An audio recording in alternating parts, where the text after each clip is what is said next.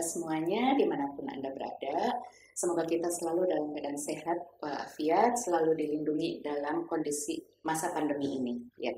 Perkenalkan, saya Dr. Siti Nur Fatimah, spesialis gizi klinik, yang pada kesempatan ini kita akan bersama-sama membahas mengenai bagaimana upaya perbaikan gizi dengan memanfaatkan sumber daya lokal yang ada di daerah masing-masing untuk mengatasi risiko stunting atau perbaikan pemberian makanan pada anak stunting. Ya, sebetulnya program perbaikan gizi ini telah lama kita laksanakan. Kita tahu ada satu program yang disebut pemberian makanan tambahan atau PMT yang dilakukan oleh Puskesmas secara berkesinambungan selama 1 bulan. Ya, tetapi nampaknya hal ini belum menjadi solusi yang terbaik karena kita lihat masih belum bagus hasilnya gitu ya. Nah, kita lihat dari sini apa kendalanya ya kira-kira. Apakah hal ini tidak bisa ditiru oleh ibu-ibu dalam menyediakan makanan secara konsisten terus-menerus di rumah, karena tentu saja pemberian makanan tambahan ini tidak bisa hanya 1 bulan tetapi harus terus-menerus, apakah selama 1000 hari kehidupan sampai anak usia balita atau sampai anak usia sekolah dan masa remaja nanti ya. Jadi tidak bisa pada saat kita happening kita memperbaiki tapi kita lupa lagi gitu ya. Nah, ini konsistensi ini yang susah pada ibu-ibu ya, pada kita semua ya. Dan kemudian apakah ada keterbatasan dalam menyediakannya? Baik keterbatasan kita membelinya, mencari barangnya yang susah, memasaknya, menyediakannya, atau sudah disediakan susah-susah anaknya tidak mau terima. Ya, nanti kita lihat sehingga kalau kita tahu apa kendalanya, kita dapat memperbaiki sesuai dengan masalah yang ada. Oke. Nah, kira-kira kendalanya apa ya? Kalau kita lihat kesibukan ibu-ibu ya, beberapa penelitian menyatakan bahwa pada ibu-ibu yang bekerja ternyata pemberian pola asuh makanan anaknya kurang bagus katanya ya. Tapi tentu saja kita akan menemukan solusinya ya.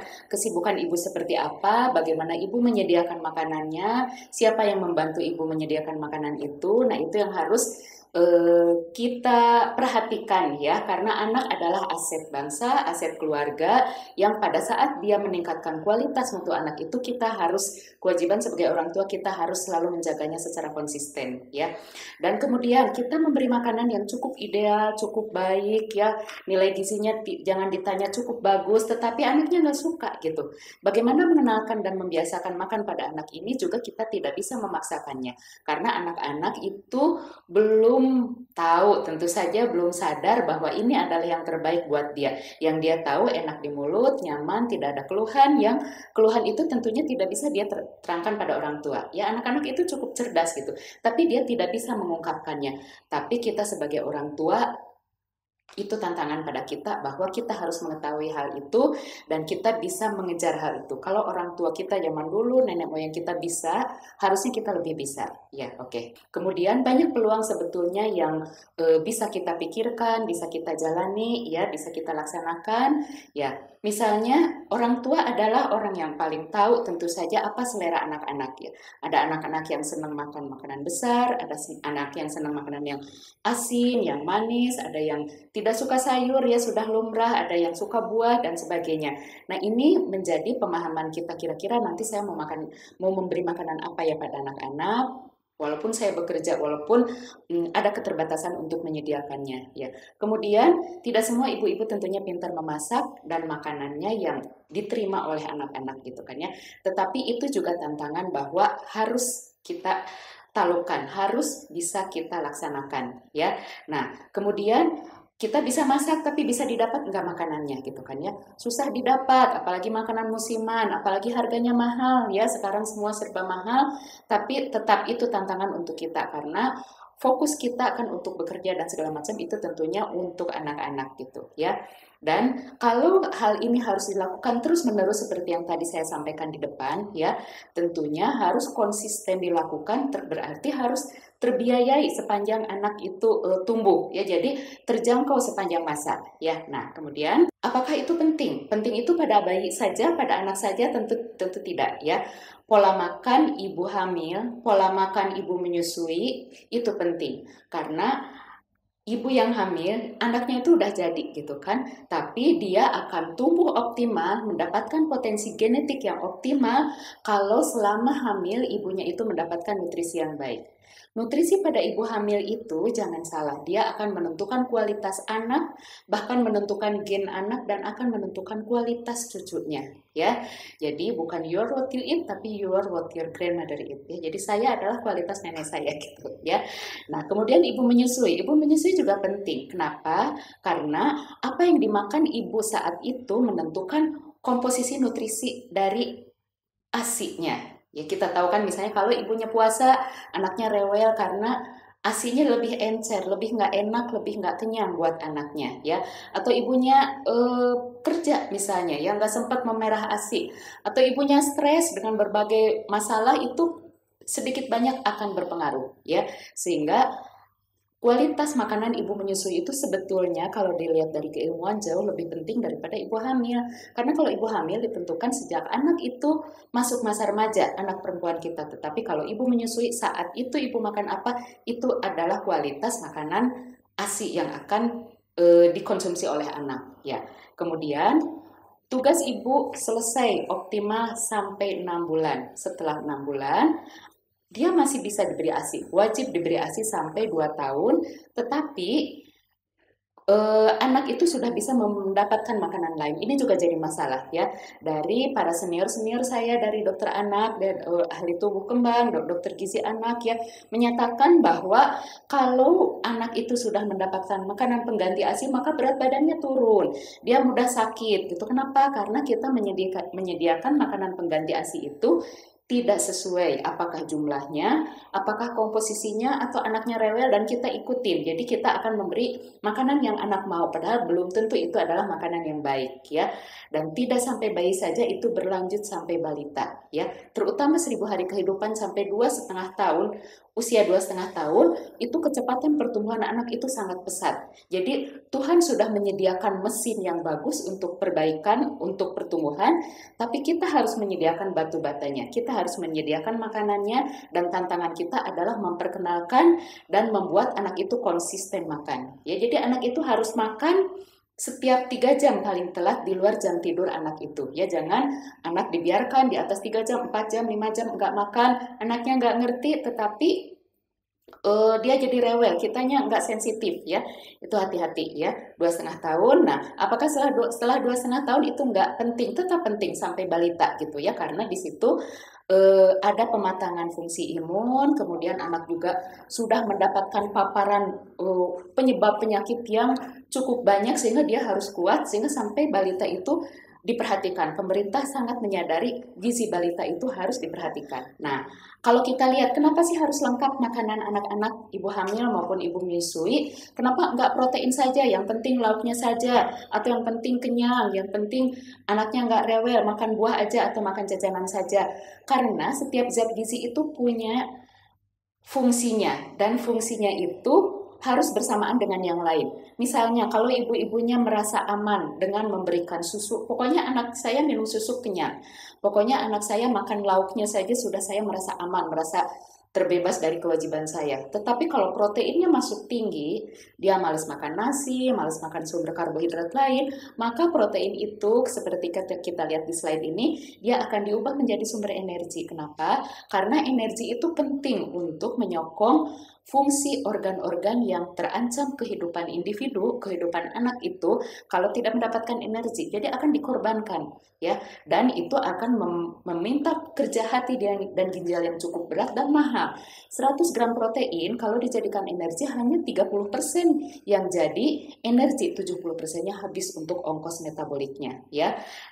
Nah, itu jadi kalau di luar mahal, di dalam tubuh juga mahal memperlakukannya, ya, mengorbankan kerja hati dan ginjal yang cukup berat. Jadi tetap harus ada sumber energi apa saja, nasi, tepung-tepungan, umbi-umbian silahkan, ya, atau produk-produk tepung silahkan yang anak suka, yang penting tetap aman, ya. Kemudian sumber protein juga tetap harus ada, ya. Kemudian sumber lemak itu dari mana? Makanan yang ada sumber protein itu ada sumber lemaknya, jadi jangan khawatir, ya. Kalau kita mengolah, selalu kalau buat bikin bubur untuk anak-anak selalu kita pakai mentega sedikit supaya gurih, atau ada yang pakai keju, itu memberi nilai lemak yang cukup tinggi, ya. Nah, ini ibu-ibu itu suka sering kalau anak saya susah makan, Vitamin apa yang bisa saya berikan? Vitamin oke, penting, sangat penting. Tetapi sebetulnya vitamin ini mengatur kerja yang tadi, mengatur kerja karbohidrat, lemak, protein. Jadi kalau yang diaturnya nggak ada, apa yang mau dibantu gitu ya? Sorry, membantu gitu ya. Nah jadi vitamin, mineral oke, kalau yang lainnya terpenuhi. Atau kalau yang lainnya terpenuhi dan bervariasi, kita anak-anak pada saat sehat tidak perlu mengkonsumsi vitamin dan mineral terus-menerus. Nah, kemudian ini adalah piramida makanan. Kita kenal semua ya, tentu saja untuk para pendamping kader atau para bapak-bapak, ibu-ibu yang biasa bertugas di lapangan sangat mengenal slide ini. Jadi ada piramida makanan, yang paling bawah adalah sumber energi atau karbohidrat yang komposisinya paling besar, sekitar 60%, kemudian naik ke atas itu adalah sumber sayur ya, sumber buah ya. Komposisinya juga harus bagus karena apa? Karena komposisi airnya, kandungan airnya cukup tinggi di sayur dan buah itu. Kemudian ada sumber protein dari hewan dan tumbuhan, dan yang paling puncak dari piramida adalah bahan makanan tambahan yang memberi rasa enak, yang mempermudah ibu-ibu untuk mengolahnya ya. Jadi itu bukan utama tapi itu sangat membantu. Nah, ini kadang-kadang sulit gitu kan. Bagaimana caranya kita di lapangan ya, walaupun udah banyak alat peraga. Nah, pemerintah sudah memberi kemudahan dengan memberi gambaran tentang isi piringku. Jadi kalau ada piring anak, ada piring ibu-ibu hamil, komposisinya seperti ini. Berapa persen sumber karbohidrat, berapa persen sumber sayur, berapa persen lauk dan buah ya. Jadi presentasinya seperti ini ya, untuk memudahkan. Jadi dalam bentuk apapun makanan sekitar ini gitu ya. Jangan sayurnya sedikit, lauknya banyak, nasinya sedikit. Ya, jadi sayur itu sepertiga porsi makan ya untuk ibu-ibu, ibu hamil, ibu menyusui maupun untuk anak-anak. Bagaimana bentuknya? Nah, itu tantangan untuk kita gitu kan, karena tidak semua sayur disukai anak-anak ya. Oke. Bahan makanan tambahannya juga bisa diganti-ganti. Kalau anak saya suka bubur silahkan gitu kan ya. Ada bahan makanan sumber hewaninya. Anak saya suka, ibu-ibunya suka gado-gado silahkan. Ada telurnya, ada bumbu kacangnya, itu adalah sumber protein ya. Mengenai isi piringku ya. Jadi banyak yang bertanya-tanya bahwa isi piringku untuk ibu hamil, untuk bayi, untuk balita apakah sama? Nah, ini telah diberikan pedoman dari Kemenkes ya. Silahkan nanti dibaca untuk memudahkan ibu-ibu dan bapak-bapak di lapangan ya. Jadi berapa persen protein hewani, berapa persen sayur, itu sudah ada petunjuknya ya. Nanti silahkan dibaca di slide ini. Jadi kurang lebih lah ya, karena kalau anak-anak ya, anak-anak itu tidak ada toleransi untuk kurang ya, sampai bayi 2,5 tahun sampai balita kalau bisa pas atau sedikit lebih gitu kan ya. Kalau ibu hamil, ibu menyusui bolehlah plus minus 20% gitu kan ya, nggak bisa makan pas setiap hari seperti ini ya, tetapi kalau tidak terlalu jauh tidak apa-apa gitu kan ya, plus minus seperti ini ya. Nah, seperti pedoman di sini ya. Next ya. Kemudian apakah makanannya harus sama gitu kan? Tentu saja tidak. Jadi banyak bahan makanan sumber karbohidrat yang ada di wilayah ibu-ibu dan bapak-bapak yang terjangkau dibelinya, yang mudah mempersiapkannya dan disukai oleh siapa anak atau anggota keluarga yang akan memakannya. Jadi bebas gitu ya. Nggak selalu harus nasi lauk sayur, walaupun pedomannya itu kenapa? Karena nasi yang paling bagus ya. Dia kalau apalagi kalau di daerah itu nasi dengan beras yang tidak digiling berkali-kali itu vitaminnya bagus, mineralnya bagus ya. Tapi kalau tidak ada atau variasi, silahkan makan jagung, dibuat nasi jagung, atau misalnya umbi-umbian, tepung-tepungan, sagu, silahkan ya. Demikian juga protein hewannya, variasi ikan mungkin ya, atau kalau yang mudah telur, ayam dan sebagainya, sayur, semua warna sayur, buah silahkan ya, yang mudah didapatkan dan diterima. Oke ya. Kemudian, nah ini ada pedoman tentang porsi ya, silahkan dibaca ya. Nah, jadi ada porsi-porsi. Kalau misalnya saya pengen yakin nih berapa gram, berapa sendok, berapa ukuran rumah tangga. Ini kisarannya seperti ini gitu kan ya, baik sumber karbohidrat, sumber protein maupun sumber sayur-sayuran dan buah-buahan atau snack yang akan dipakai sebagai makanan selingan di antara 2 waktu makan pada ibu-ibu dan pada anak-anak kita. Ya, kemudian jadi memang ada kebutuhan untuk setiap kelompok usia ya. Kalau ibu hamil ya, itu sebetulnya yang penting adalah sebelum hamil itu status gizinya harus bagus, berat badannya bagus, pola makannya bagus, terhindar dari penyakit tentu saja, dan dia pemberian makanannya ditambah sekitar 1/5 atau ya sampai seperempat, seperlima dari selama 24 jam ya. Nah, kemudian kalau ibu menyusui itu justru lebih banyak gitu kan ya, karena otomatis ibu menyusui akan lebih capek, tidurnya terganggu dan dia juga harus merawat anaknya dan terambil terus semua nutrisi dari darahnya itu. Jadi harus ditambah sekitar sepertiga makanan volume makanan dalam 24 jam. Nah, kalau untuk bayi balita seperti yang tadi saya sampaikan, kalau bisa tidak ada toleransi untuk kurang.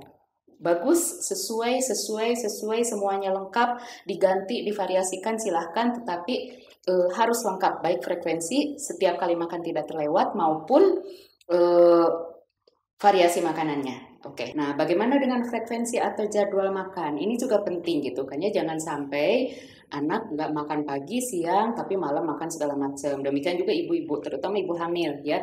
Jadi dia pagi males makan, tapi malam terus gitu kan ya. Bervariasi lah tiap orang gitu kan ya. Jadi makan itu di luar jam tidur harus teratur. Makan pagi, makan siang, makan malam. Ada selingan pagi, ada selingan siang, bahkan ada selingan sore atau malam ya. Karena memang energi atau nutrisi apapun itu harus cukup atau kalau bisa anak-anak sedikit lebih gitu ya. Nah, kenapa? Karena ini yang akan menjamin berlangsungnya proses biokimiawi dalam tubuh yang itu adalah merupakan proses pertumbuhan. Jadi untuk anak-anak itu jangan lebih dari 3 jam kosong ya. Harus diberi makanan, harus dibujuk gitu kan ya. Kalau tidur 2 jam lebih itu harus siap-siap kita untuk membangunkannya karena jadwal ini harus terpenuhi ya. Jadi harap diingat untuk ibu-ibu yang bekerja atau bahkan ibu-ibu yang membawa anaknya ke tempat kerja atau ke kebun itu harus tetap diperhatikan melihat jam supaya terpenuhi kebutuhan anaknya ya. Nah, jadi tadi di depan disampaikan dengan pangan lokal. Apa sih pangan lokal? Ya, pangan lokal itu adalah kearifan budidaya lokal yang ada di wilayah masing-masing. Nah, ini penting karena kalau kita berpikir ideal, kita berniat ideal, tapi makanannya susah didapat, ataupun kalaupun ada, bukan pangan lokal setempat, itu mahal ya. Padahal kalau mahal kita hanya bisa membeli seminggu sekali, tidak bisa seminggu 7 kali misalnya. Nah ini pangan lokal itu penting gitu kan. Sebetulnya Indonesia itu sangat kaya ya. Setiap wilayah, setiap pulau itu ada kekayaan pangan lokal masing-masing. Ataupun kalau tidak ada, kita coba optimalkan sehingga yang kita dapat dari luar itu diminimalkan ya. Misalnya ini sumber karbohidrat, mau nasi silahkan ya. Kita bisa menanam beras, menanam padi menanam padi atau kalaupun wilayah kita susah, boleh ubi-ubian. Ubi ungu itu bagus sekali yang disebut antioksidan. Ubi merah itu bagus sekali vitamin A-nya ya. Kemudian talas juga bagus antioksidannya. Kemudian mau singkong dibuat berbagai olahan. Kemudian jagung, vitamin A-nya bagus, vitamin B-nya bagus. Atau misalnya anak-anak atau ibu-ibu mau bervariasi dengan makanan olahan tepung silahkan. Yang penting bervariasi dan tidak terus-terusan mengkonsumsi makanan olahan. Ya walaupun aman ya, tapi diperkenalkan pada makanan alami sehingga kita terbiasa mengunyah, terbiasa makan makanan yang teksturnya kasar ya. Kalau yang enak nggak usah ditanya ya. Kalau yang enak yang nyaman itu lebih mudah gitu ya. Kemudian protein hewaninya. Nah ini protein hewani kan mahal ya. Kalau misalnya di daerah kepulauan banyak budidaya ikan, banyak produk ikan, silahkan. Jangan semuanya dijual, tapi harus ada yang dikonsumsi. Dikonsumsinya nggak apa ya? Bosen, mungkin kita bisa bervariasi dengan berbagai menu ya, atau nggak bisa disimpan, nggak punya kulkas, kita bisa olah misalnya dibuat abon ikan gitu ya. Itu mengolahnya cukup mudah ya, silahkan. Nanti ini adalah tantangan ya untuk ibu-ibu di lapangan. Bumbu-bumbunya juga cukup mudah dan bisa disimpan. Kalau wilayah ibu-ibu dan bapak-bapak adalah wilayah pariwisata, ini juga menjadi salah satu aspek untuk mudah-mudahan bisa dikembangkan ya, karena ikan terus-menerus kan diproduksi gitu ya. Kemudian kacang-kacangan, di saya tidak ada tahu tempe. Yang enak adalah yang banyak tahu tempe di wilayah Jawa Barat. Kita bisa mengganti dengan berbagai kacang-kacangan lain yang juga ada di wilayah ibu-ibu dan bapak-bapak ya. Jadi jangan khawatir, jangan susah dengan bahan makanan sumber ya, karena menurut hikayat, menurut filosofi, makanan yang ada di sekitar kita itu paling cocok untuk yang lahir dan hidup di wilayah tersebut ya. Jadi kita dapatkan. Nah, demikian juga sayur dan buah ya. Mau umbi-umbian, mau daun-daunan, mau daun ubi itu bagus sekali ya, vitamin A-nya bagus. Mau daun kelor juga bagus ya. Atau misalnya saya mau sayur lain, buah lain yang mencoba ditanam atau mencoba beli sekali-kali untuk variasi, silahkan ya.